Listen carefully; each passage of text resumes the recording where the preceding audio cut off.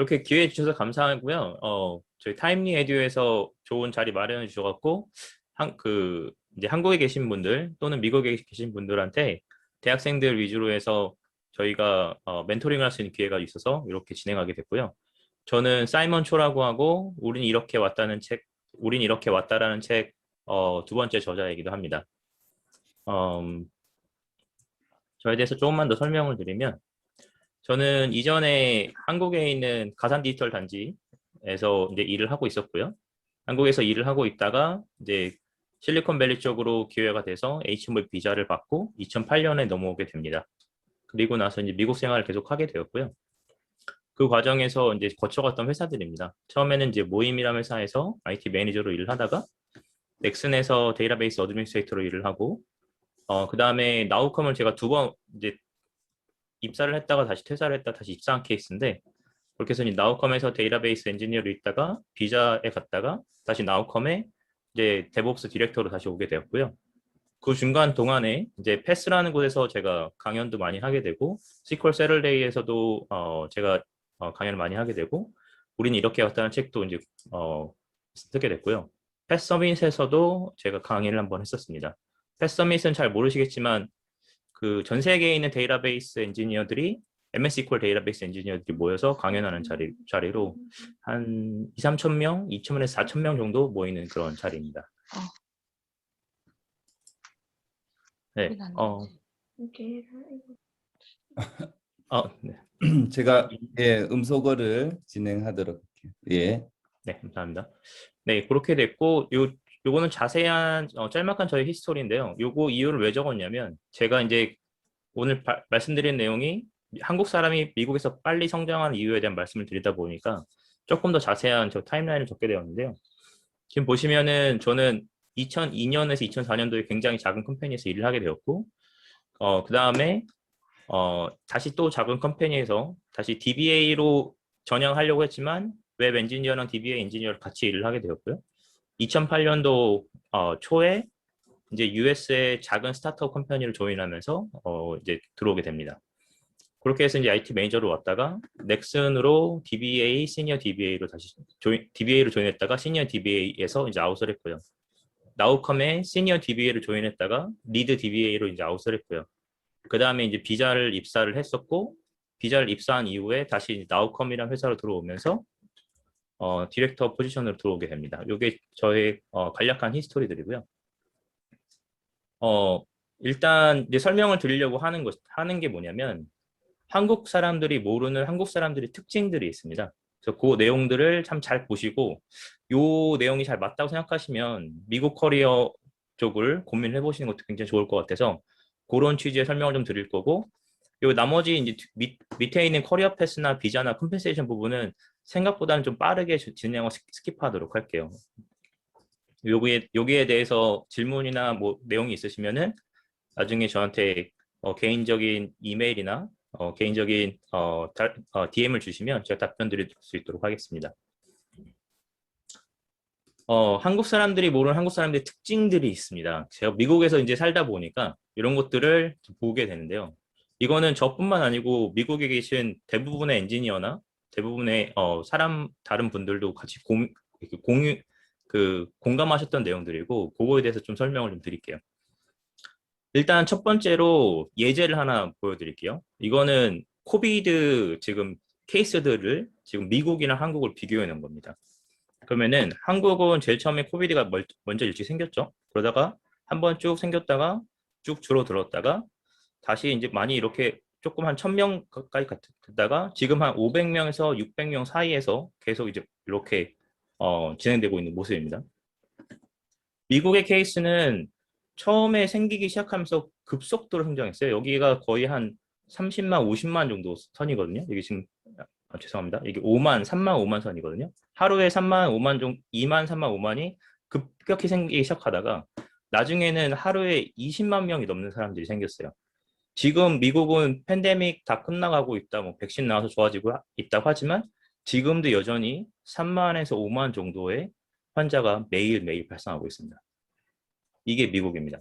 한국은 이렇게 있고요. 이렇게만 보면은 그래프가 어떻게 다른지를 잘 모르겠죠. 뭐 나중에 한번 인도 케이스 한번 찾아보세요. 인도나 다른 케이스를 찾아보시면 이렇게 떨어지는 나라가 없습니다. 이렇게 갔다가 이렇게 이제 진행을 하다가 다시 이제 증가하는 이런 케이스들 볼 수 있어도 이렇게 내려가는 케이스를 볼 수가 없어요. 이 내용을 보시면 조금 더 이해가 되실지 모르겠는데 지금 미국에서는 전체 1 밀리언 유저 중에서 그러니까 1 밀리언 중에서 10만 명 정도가 코비드 환자입니다. 네, 그 다음에 1 밀리언 중에서 1,700명이 죽었고요. 한국은 1 밀리언 유저 중에서 2,000명이 코비드 환자였던 거고 36명이 죽은 겁니다. 지금 이 그래프가 지금 여기 그 월더미터에 들어가시면 똑같은 내용 보실 수 있는데 지금 월드에서의 탑 케이스 평균 에버리지를 보면은 1 밀리언에 2만 명, 그 다음에 400명 정도 죽는 게 월드 에버리지인데요. 에버리지가 이게 어떻게 계산된 에버리지냐면 이게 뭐죠? 이거 어떻게 지우죠? 제가 그런 게 아닌데.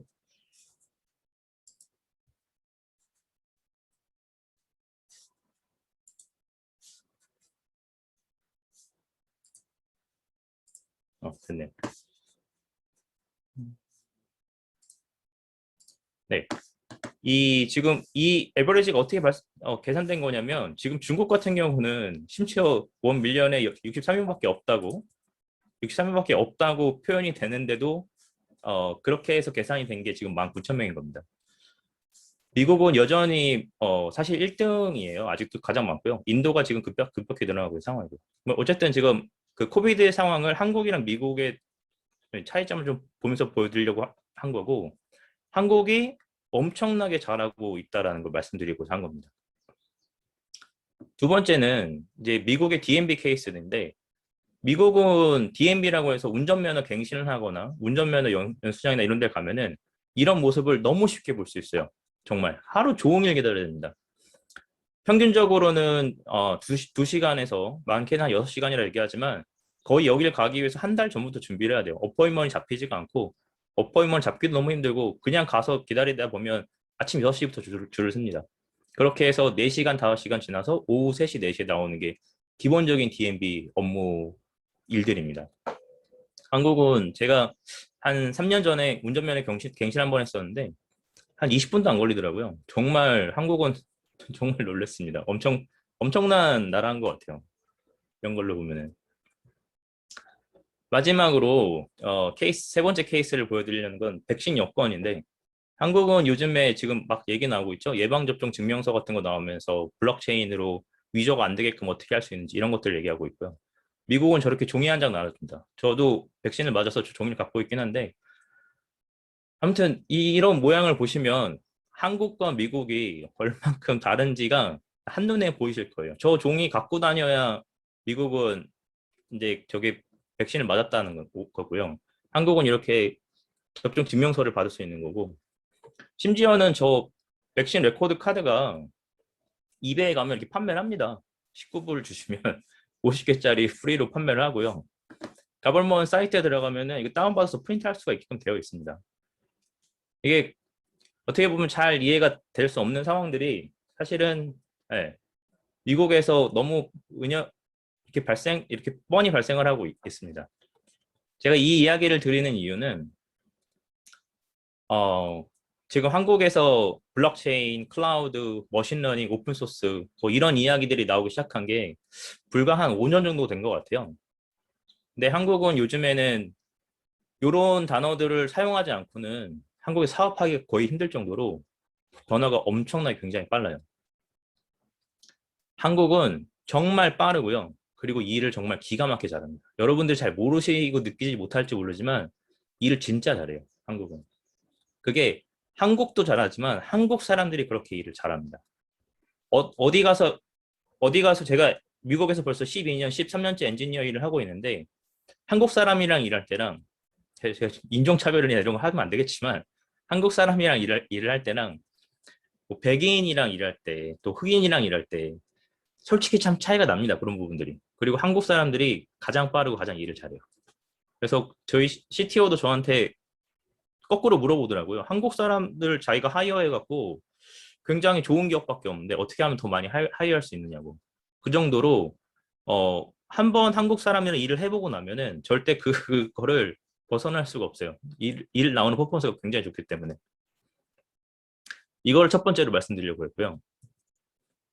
그리고 이것도 말씀을 드릴게요. 그렇다면 왜 미국이 IT를 잘하는지, 왜 미국이 그런 테크니컬한 것들을 리딩을 할 수 있는지를 말씀을 드리면, 미국은 정말 개중에 뛰어난 천재들이 있어요. 정말 이 사람은 어떻게 저런 생각을 할 수 있을까 하는 이런 뛰어난 천재들이 있거든요.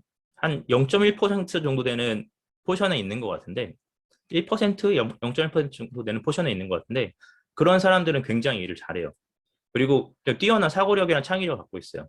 근데 한국은 대략 평균 이상의 평균 에버리지가 다 잘하시는 분들이고 미국은 딱 월가에 있는 그런 느낌에 있는 그런 사람들 있잖아요. 그런 사람들만 좀 잘하고 그리고 미국은 유연한 사고를 존중합니다. 그래서 실패하는 거에 대해서 이렇게 트라이 해보고 하는 거에 대해서 뭐 반대를 하거나 그렇게 하면 안 된다고 얘기를 하잖아요. 해보라고 얘기를 하지. 근데 한국은 yes or no로 움직이는 것들이 굉장히 많아요. 이렇게 하려고 하면 그렇게 하면 안 되지. 이렇게 해야지. 이게 정답이야. 사실 IT에서 웹사이트를 만드는 정답이 어디 있습니까? 잘 만들어 잘 보이고 잘 팔리는 게 그게 정답이거든요. 근데 좀 한국은 그런 정답을 갖고 움직이는 것처럼 사고 유연성이 좀 떨어집니다. 그리고 마지막으로 이게 가장 큰데 미국은 돈이 많습니다. 이 돈이 많은 게 이 코로나 1등을 코로나 이렇게 많은 사람들이 많이 발생하고 있는데도 코로나 회복이 가장 빠르게 될 수밖에 없는 게 돈이 많습니다. 정말. 국민성이 떨어지거나 저 사람들이 뭐 말을 잘 듣거나 이런 거는 제가 잘 느끼지 못했어요. 근데 돈이 많습니다. 그게 이제 네, 미국이 이제 그런 차이가 있는 것이고요. 하지만 한국 사람들은 빠르고 일을 잘한다는 거. 이게 첫 번째 제가 드리고 싶은 이야기입니다. 두 번째는 영어 부분인데 제가 이런 사진을 여기다 왜 넣냐고 말씀을 좀 잠깐만 드리고 가면 영어는 굉장히 중요합니다. 영어는 꼭 하셔야 되는데 한국은 영어를 공부와 스터디로 하잖아요. 그러다 보니까 영어를 생활에서 쓰질 못해요. 근데 사실 영어는 생활에서 사용이 돼야지만 영어가 되는 거거든요. 뭐 그러다 보니까 이런 생활 사진 같은 거를 제가 좀 넣게 됐습니다. 두 번째 말씀드리고 싶은 거는 한국 사람들이 영어를 잘합니다. 요거를 잘 공감 못 하실지 모르겠지만 한국 사람들은 생각보다 영어를 잘합니다. 이거를 다시 한번 설명을 드리면 한국에서는 보통 초등학교 3학년, 한 3학년, 4학년 때부터 영어를 뭐 사교육이 됐던 공교육이 됐던 그때쯤 시작을 하는데 만약 초등학교 3학년을 제외하더라도 중학교 3년, 고등학교 3년, 대학교 4년을 포함하면 이게 거의 10년이거든요. 그럼 대학교 10년, 그 다음에 13년 플러스 마이너스로 어쨌든 영어를 이렇게 접하고 삽니다. 영어를 항상 쓰진 않아도 영어를 계속 접하고 삽니다. 반면에 인도 같은 경우는 한 50% 미만의 초등 교육을 마치는 사람이 한 50% 정도밖에 안 되고요. 실제로 약 한 10% 정도가 굉장히 유창하게 잘을 하고 한 20% 정도는 영어를 사용할 수 있는 정도고 나머지는 영어로 대화가 거의 불가능할 정도로 안 됩니다. 그러니까 제가 인도 여행을 한번 했었는데 인도 여행을 해서 길을 영어로 물어보면은 영어로 답변을 못하는 경우들이 굉장히 많아요. 하지만 한국은 그래도 대충 무슨 말인지는 알아듣는데 답변을 안 하거든요. 피하는 거거든요. 근데 대충은 뭐 하려는지는 대충 아는 사람들이 그래도 많은데 인도는 아예 모르는 경우가 굉장히 많아요. 최소한 알파벳 정도는 저희 알잖아요. 인도는 그렇지가 않아요. 아예 몰라요. 아무튼 이런 정도로 좀 차이가 있고요. 다만 이제 한국에서는 리딩이랑 라이팅을 위주로 스터디를 합니다. 리딩 앤 라이팅을 위주로 우리는 스터디를 해왔어요. 그 단어를 외우고 책을 읽으면서 뭐 이제 공부를 하고 메모리를 하고 이해를 하고 이런 리딩이나 라이팅을 스터디를 해왔는데 사실은 얘는 리딩이나 라이팅을 스터디를 해야 되는 것이 아니고 요 네 개가 다 연결되는 거잖아요. 그 리딩과 라이팅과 그 다음에 리스닝과 스피킹이 다 합쳐져서 영어는 러닝이 되는 겁니다. 러닝과 스터디의 차이점이 뭐냐면 스터디는 수학 문제를 풀듯이 뭔가 공부를 해서 공부를 해야 되는 거고요. 러닝은 익혀지는 겁니다. 자전거 타는 거랑 비슷한 거예요. 자전거를 탈 때 자전거를 공부하지 않잖아요. 자전거를 배우는 거지. 그러니까 자전거를 타는 것처럼 몸에 익혀져야 돼요. 습득이 돼야 돼요. 그렇게 습득이 되는데 리딩이랑 라이팅은 어느 정도 스터디로 가능한 부분들이 좀 있어요. 하지만 리스닝이나 스피킹이 그렇지가 않거든요. 그 얘기를 다시 드리면 여러분들은 최소한 중간 이상의 레벨의 전 세계 나라에서 같이 포함해서 보면은 리딩과 라이팅이 충분히 중상 이상에 계세요. 이미 10년 동안 리딩과 라이팅을 어느 정도 공부를 하신 분들이에요. 중상 이상의 리딩과 라이팅을 갖고 계시고 이 중상이라는 게 뭐 토익 700점을 맞아야 되니 뭐 이런 말씀이 아닙니다. How are you는 쓸 줄 아시잖아요. 이게 최소한 문맹률이 그렇지 않다라는 말씀드린 거예요. 전 세계에서. 리딩과 라이팅을 그만큼을 쓸 수 있다, 그만큼이 돼 있다는 걸 말씀드리는 거고 이 상태에서 스피킹이랑 리스닝을 익히기 시작하면 배우기 시작하면 스터디가 아니고 배우기 시작하면 그러면 금방 쫓아와요. 그 정도 레벨까지는. 그러니까 한국 사람들이 미국권 영어권에 가서 어느 정도 생활 가능한 영어를 익히는데 한 6개월도 안 걸립니다. 어느 정도 생활 가능한 영어를 익히는데 그 다음에 자기 전문 영역에서 그 리스닝과 스피킹을 어느 정도 쫓아가는데 한 1년에서 2년 정도면 기본은 다 하세요. 기본은. 그 다음부터는 노력이 좀 필요해요. 근데 어느 정도 기본은 금방 쫓아옵니다. 제가 재작년이군요, 벌써. 재작년에 사람 한 명 하이어를 했어요. 한국에서 다이렉트로 사람 한 명 하이어했거든요. 그때 다이렉트로 하이어하면서 영어는 못해도 된다라고 제가 적고 하이어를 했습니다. 제가 다니는 회사는 그 영어권 회사입니다. 한국 사람이 5명인가밖에 없어요. 전 직원이 한 1000명 정도 있는데. 근데 그래서 다이렉트로 하이어를 하면서 그때 이제 CTO한테도 제가 이야기를 했던 게 영어는 금방 커버될 거니 걱정하지 말라고. 그렇게 해서 지금 하이어를 했고 그분이 처음에 6개월 정도는 조금 영어 때문에 힘들어 하셨지만 리딩이랑 라이팅, 이메일 쓰는 거는 전혀 문제가 없다라는 거예요. CTO가 봐도 이메일 왔다 갔다 하는 거 보니까 업무 충분히 가능하네, 괜찮네 하고 진행이 된 거고 지금은 혼자서 미팅 다 하십니다. 미팅 다 하고 라이팅 하고 서머리 하고 문서 작성 다 하시고 사람들이 너무 좋아해요. 일을 잘 하시니까 너무 좋아해요. 아무튼 그런 것처럼 한국 사람이 영어를 못하지 않습니다. 그 말씀을 좀 드리려고 했고요. 이거는 이제 제가 저의 케이스를 말씀드린 건데 저희 제목이 원래 50점이었다라는 이야기가 있어서 정말 그 팩트를 말씀드리면 제가 대학교를 졸업할 때 토익을 한 550점 정도 맞았습니다. 그때 이거 못하네요. 1000점 만점입니다. 1000점 만점에 990점 만점, 1000점 만점 이런 얘기 있었잖아요. 예전에. 그 당시 제가 550점을 맞았습니다. 그때 550점을 맞을 때 대충 리딩 쪽에서 175점, 275점, 리스닝 쪽에서 275점 해서 이렇게 해서 한 550점이 나오더라고요. 미국에서 3년이 지나고 저는 토익을 점수를 못 받은 게 전 너무 저의 한 같은 거였거든요. 그래서 3년 이후에 한국 가서 다시 시험을 봤어요. 그랬더니 리딩은 늘지가 않더라고요. 300점 전후 정도 나왔던 걸로 제가 기억을 하고요. 리스닝은 그냥 다 맞았어요. 리스닝은 제가 와서 보니까 너무 쉽더라고요. 솔직히 말씀드려서. 리스닝 그냥 이제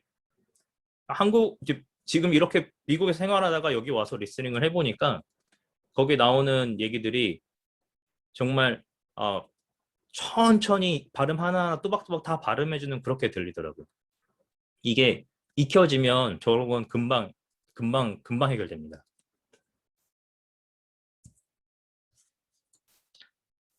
그 다음에 영어에 대해서 혹시 영포자나 이런 분이 계시면 요거 차트를 보고 한번 설명을 드리려고 준비를 했는데요. 보시면은 이거는 프라이머리 랭귀지를 말씀드리는 게 아니고 포스트 랭귀지, 세컨더리 랭귀지를 포함해서 전 세계에서 해당 언어를 몇 명이나 쓰고 있는지를 보여드리는 위키피디아 페이지입니다. 보시면은 잉글리시를 쓰는 사람들이 약 한 13억 명 정도 되죠. 13억 명 정도 되고요. 맨데린 차이니즈를 쓰는 사람들이 약 11억 명 정도 됩니다. 힌디가 7억 명, 6억 명, 7억 명 정도 되는 거고 스페니쉬가 한 5억 명 정도 되는 거고요.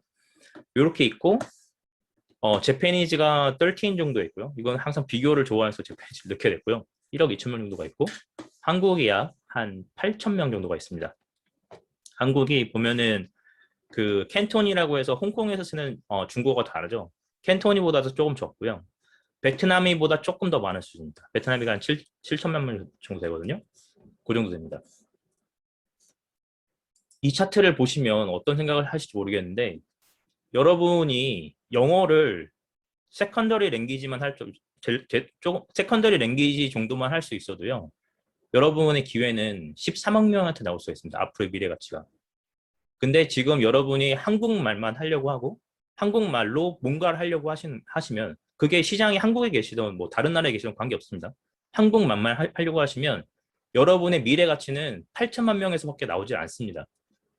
한국어가 당연히 뭐 세계에서 좋아지고 뭐 이런 것들을 이런 갖고 다른 거예요. 저도 한국어 되게 사랑하고 한국 사람이라는 거 되게 자부심 갖고 있고 이런 거 갖고 있지만 전 세계에서 지금 사용해야 되는 그러니까 어떤 거에서 지금 시장이나 비즈니스가 움직이고 있는지는 좀 다른 얘기인 것 같아요. 그래서 이런 걸 보시고 영어를 꼭 포기하지 말고 영어를 지금이라도 빨리는 아니고 천천히 지금이라도 준비를 하시기를 좀 당부를 드리고요. 마지막으로 요게 마지막인 내용인데요. 요거를 좀 보시면은 요건 한국에서 흔히 볼 수 있는 상가 건물입니다. 이런 식으로 많이 생겼죠. 상가 건물들이. 요게 주위에도 굉장히 많을 거예요. 뭐 동네에서 한 100m, 200m만 나가도 뭐 길게 멀게 나가면 한 1km 정도만 나가도 이런 상가 건물들을 굉장히 쉽게 많이 찾을 수 있을 거라고 생각을 합니다. 뭐 이런 먹자골목 같은 것도 많이 있을 거고요. 그렇죠? 요게 한국의 모습이고 요게 미국의 모습입니다.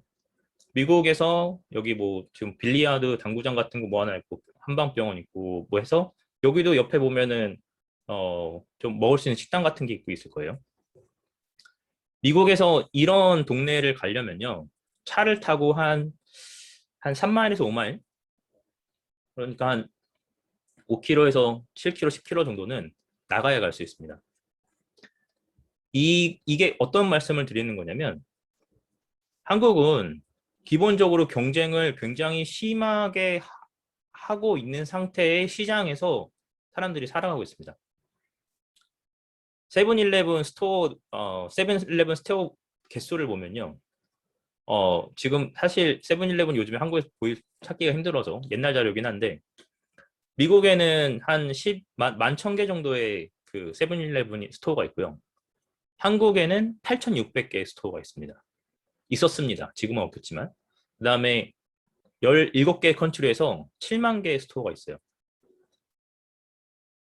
한국은 정말 세븐일레븐이 생기기 시작하면서 우후죽순으로 생겼다고 해도 진짜 과언이 아니에요.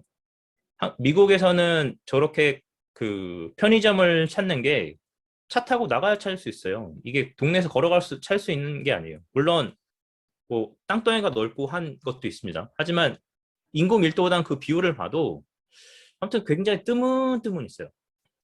뜨문뜨문 있어요. 한국은 건물 하나 여기 있고 건물 하나 여기 있으면 여기도 세븐일레븐, 여기도 편의점, 여기도 편의점이 있습니다. 이거를 아무 데나 너무 많은 데 갈 수 있는 거예요. 이거를 한국에서 보면은 편리하고 당연하게 보일지 모르겠지만 제가 한 발짝 떨어져서 보면은 이거는 이 사람들이 먹어야 될 자본을 지금 반씩 갈라먹고 있는 것처럼 안 보여요, 저는. 이게 너무 많아요. 지금 식당도 너무 많고 의류 시장도 너무 많고 상가가 너무 많아요. 그러다 보니까 한국 사람들은 경쟁력이 뛰어납니다.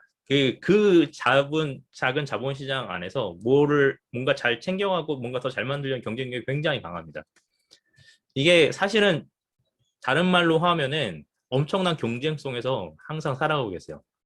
엄청난 경쟁 속에서. 이게 한국 사람들이 빠르게 잘 살아가는 모양을 그런 것들을 만들게 된 시너지도 만드는 것 같기도 하고요. 또는 사실은 조금 아쉬운 부분, 이런 안타까운 부분들 좀 있습니다.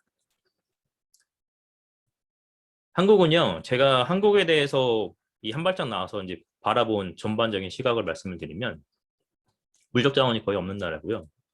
내수 경기가 작은 나라입니다. 그다음에 외국의 교육이 잘못되어 있는 나라입니다. 안타깝지만 아주 작은 나라입니다. 다른 나라와 사이즈를 규모를 비교했을 때 정말 작은 나라예요. 하지만 교육률이 최고로 높은 나라예요. 그리고 뛰어난 인재가 굉장히 많은 나라입니다. 그리고 민족성이 엄청나게 뛰어난 나라입니다. 한국만한 사람, 한국 사람 같은 사람 내가 없어요. 제가 아무리 뒤져봐도 정말 대단한 진짜 민족 국가라는 느낌이 좀 듭니다. 한국은 해외 비즈니스를 잘해야 되는데 외국어 교육이 잘못되어 있는 게 그게 문제인 겁니다. 그래서 내수 경기에서 경쟁이 엄청나게 많이 생길 수밖에 없어요. 그러면 작은 파일을 더 작게 쪼개서 나눠 먹어야 되는 거죠. 그래서 학연, 지연, 부정, 부패가 이제 옵션이 아닌 필수가 되고 있는 그런 구조를 갖고 있어요. 최근에는 그래도 다행인 게 스타트업이니 이런 여러 가지 다른 옵션들이 생기면서 정말 좋아지고 있는 것 같은데, 근데 제가 한 몇 년 전에 한국을 바라봤을 때 헬조선이라는 이야기가 나오고 하는 걸 봤을 때 저는 너무 이제 한국을 바라보면 너무 안타까웠어요. 이게 저 뛰어난 사람들이 왜 저렇게밖에 할 수가 없을까, 이런 게 너무 안타깝고 너무 진짜 가슴이 아팠거든요.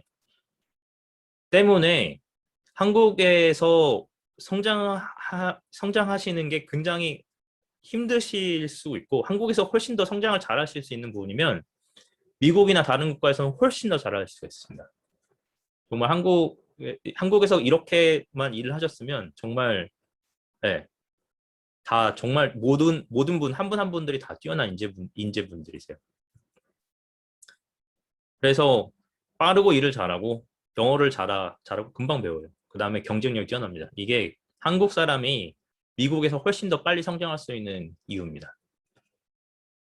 오늘 제가 들으려고 한 메인은 여기 있습니다. 벌써 10시가 거의 다 돼가는데 제가 한 5분만 시간을 주시면 나머지 비자랑 요 다른 부분들을 좀 빨리 제가 캐치업을 해드리고 그 다음에 질의응답 받도록 하겠습니다. 네. 자, 요거는, 네, 감사합니다. 요거는 인도에 있는 CEO들이에요. 인도에서 지금 여러 사람, 미국에 있는 대기업들 CEO가 많이 나왔거든요. 한국 사람들이 지금 사람이 적다 보니까 이렇게 될 수가 없는 겁니다. 인도는 사람이 굉장히 많아요. IT 전체의 50%를 인도가 가져가고 있다고 해도 과언이 아닙니다. 미국의 50%는 인도 사람이라고 보셔도 과언이 아니에요. IT 쪽에. 그렇기 때문에 이런 일들이 발생하고 있고요. 저 사람들도 어느 정도 경쟁이 있는 곳에서 생활해왔고, 제가 이해하기로는 인도 사람도 한국 사람이 훨씬 뛰어납니다. 커리어 패스에 대한 잠깐만 설명을 드리면, 요즘에 스타트업으로 시작을 하느냐, 큰 회사로 시작을 하느냐, 어떤 일들을 하느냐, 이런 것들을 좀 많이 고민하고 계신데, 일단 스타트업도 좋고 큰 회사도 좋고 합니다만, 제 개인적인 레코멘데이션을 드리자면, 현실적으로 스타트업에서 시작했다가 대기업에 입사하기는 생각보다 쉽진 않아요.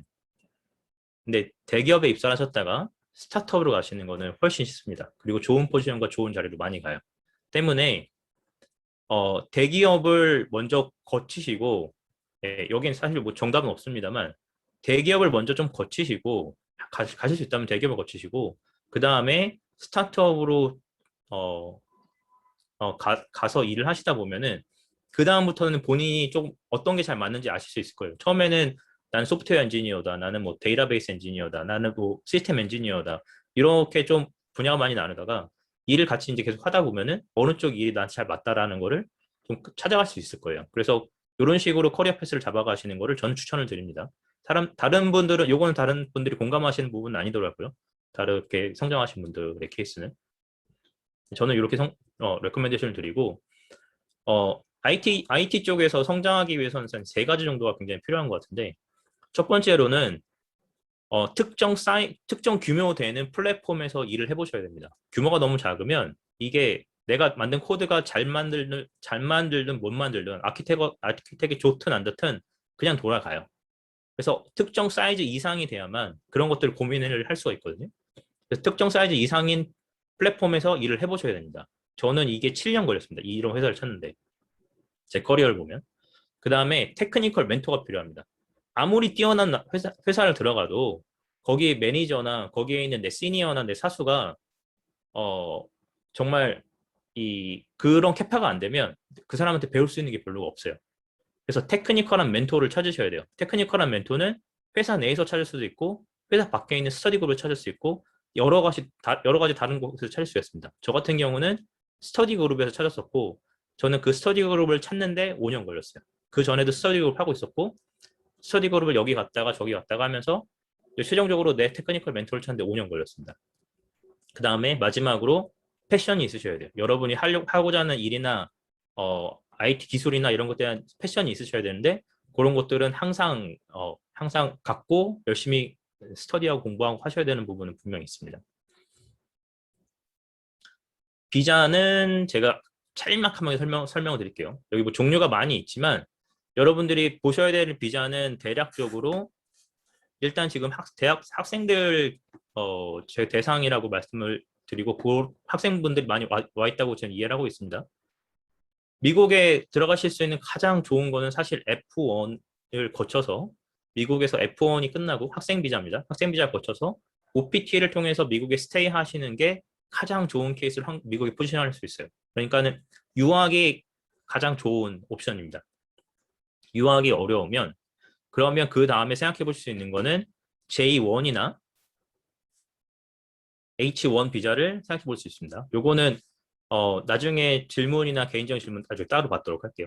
그 다음에 이제 경력자분들을 베이스로는 L1이나 E2가 가능합니다. 그거는 좀 찾아보시고 그 다음에 제가 나중에 뭐 Q&A나 아니면 저한테 개인적으로 질문을 주시거나 하면은 그때 좀 더 답변을 드리도록 하겠습니다. 컴펜세이션 관련돼서 연봉 관련돼서 잠깐만 설명을 드리면 미국은 텍스가 굉장히 많습니다.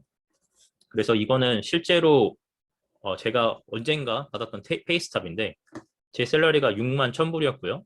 보너스가 7,000불이었고 토탈 6만 8,000불을 1년에 받았는데 실제로 이제 제가 받은 거는 한 5만 불 정도가 되는 겁니다. 요게 그래서 이렇게 해서 세금을 계산해 보면 73%가 실제로 저한테 넷으로 들어온 거고 네, 이 27%는 세금이나 뭐 다른 것을 다 나간 거고 실제로 생활비나 이런 걸 다 빼고 나면 사실상 남는 게 1,700불밖에 남지 않았습니다. 한 달에 남는 비용이. 이 생활비는 거의 맨덴토리로 꼭 들어가야 되는 생활비고요. 그래서 연봉이 7만 불이라고 해도 한 달에 한 150 정도밖에 남지 않는 여기 보면은 지금 생활비 빠져 있습니다. 아파트나 자동차 리스나 자동차 보험 이런 것만 들어가 있지 실제로 음식을 구매하거나 이런 내용 안 들어가 있거든요. 거기서 요거밖에 남지 않는다라는 거. 이게 네, 요런 케이스가 하나 있었고 요거는 그 이후에 제가 샐러리가 좀 많이 오른 다음에 나중에 제가 받았던 케이스인데 12만 5천 불을 받았고 보너스가 12,000불을 받았었고 총 13만 7천 불을 받았는데 실제 내수 들어온 거는 8만 6천 불이 들어왔습니다. 그러니까는 세금이 약 한 37% 정도가 되는 거고요. 여기서도 하우스 코스트니 이런 거 다 빼고 나면 실제로 남는 돈이 정말 몇천 불 수준입니다. 한 달에. 미국 연봉 잠깐 설명드리면 2010년도 베이스에는 약 한 6만 불이 에버리지 정도였고 IT 엔지니어 베이스입니다. 한 10만 불이 바라는 타겟 연봉이 굉장히 많았어요. 2010년도 케이스에는. 2020년도 현재쯤에는 10만 불 정도가 에버리지는 쉽게 넘어가는 것 같고요. 한 20만 불 디자이어가 좀 나오고 있는 것 같습니다. 최근에는 뭐 30만 불 오퍼도 가끔씩 이야기를 듣습니다. 뭐 생각보다 뭐 네, 생각보다 적지 않은 포션에서 이야기가 있고 그 다음에 밀리언 달러의 스탁의 왔다 갔다 하는 스타트업 컴퍼니도 이야기 많이 들었습니다. 그렇기 때문에 미국은 연봉에 대한 캡이 없다고 보셔도 될 것 같아요. 그 엔지니어가 정말 뛰어나고 잘하면 어디까지 올라갈 수 있는지 저도 아직 잘 모르겠어요. 뭐 그런 것들이 있다라는 거 잠깐 설명드리려고 했고요. 네, 여기까지가 제가 오늘 준비한 내용이고 GD 응답 잠깐 받도록 하겠습니다.